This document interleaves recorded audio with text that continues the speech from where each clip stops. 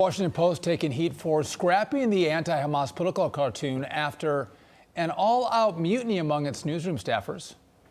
Pretty funny. The paper's opinion editor then issuing a public apology, reading in part, quote, "A cartoon on the war in Gaza was seen by many readers as racist. This was not my intent. However, the reaction to the image convinced me that I had missed something profound and divisive. And I regret that." Facebook also cracking down on the sharing of anti-Hamas political cartoons. One of our next guests had his account restricted after sharing a cartoon criticizing anti-Semitism on college campuses, showing someone who resembled Hitler wearing an I Heart Hamas t-shirt at the dinner table. Seattle radio host Jason Rantz joining us, along with Fox News contributor Steve Hilton. Steve, I'm going to start with you on the Washington Post pulling this cartoon by artist Michael Ramirez, who is from Las Vegas, just saying, oh, well, our readers were offended. They cried racism, so we're going to scurry away and pull it, when it was absolutely accurate.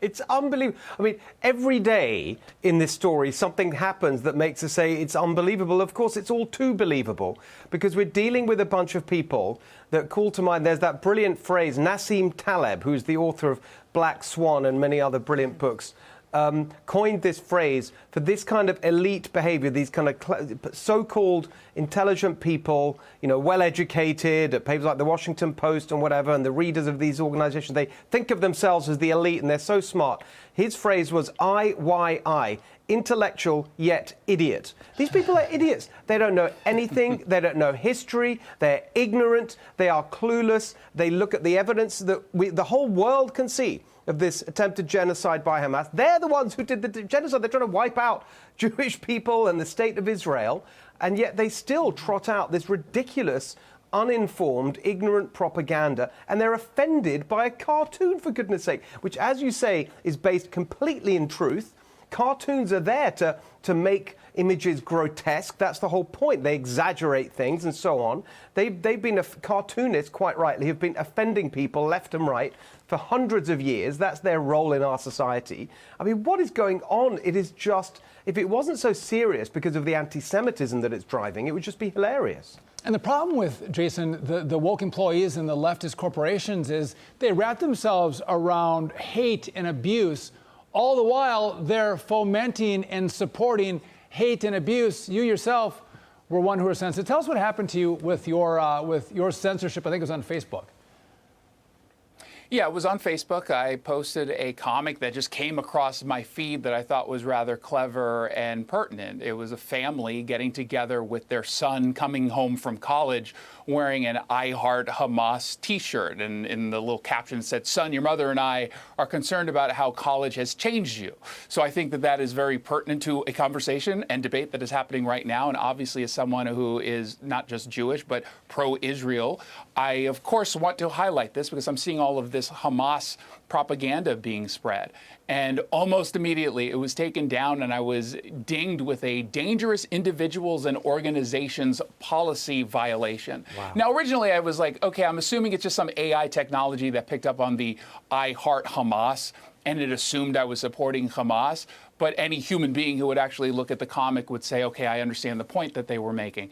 Except a human then saw the appeal and denied it, which indicates to me someone who saw this, said it was too pro-Israel, it was too anti-Hamas, and decided that it was inappropriate. And yet the second that I post anything that's pro-Israel, there are folks on Facebook who are doing keyword searches so they can find anyone like me who supports Israel or is Jewish, and then immediately gets hit over the head, time and time again, with pro-Hamas propaganda, and yet that manages somehow to stay put with those accounts. It's absolutely ludicrous. I've reached out to Facebook multiple times. They refuse to even respond. Well, let me just say it out loud that Facebook is against the Jews having a voice. And I think that by definition is anti-Semitism. But that's what it's about. I will shut up, Steve. But they're trying to silence that entire part of the world. That's how they win.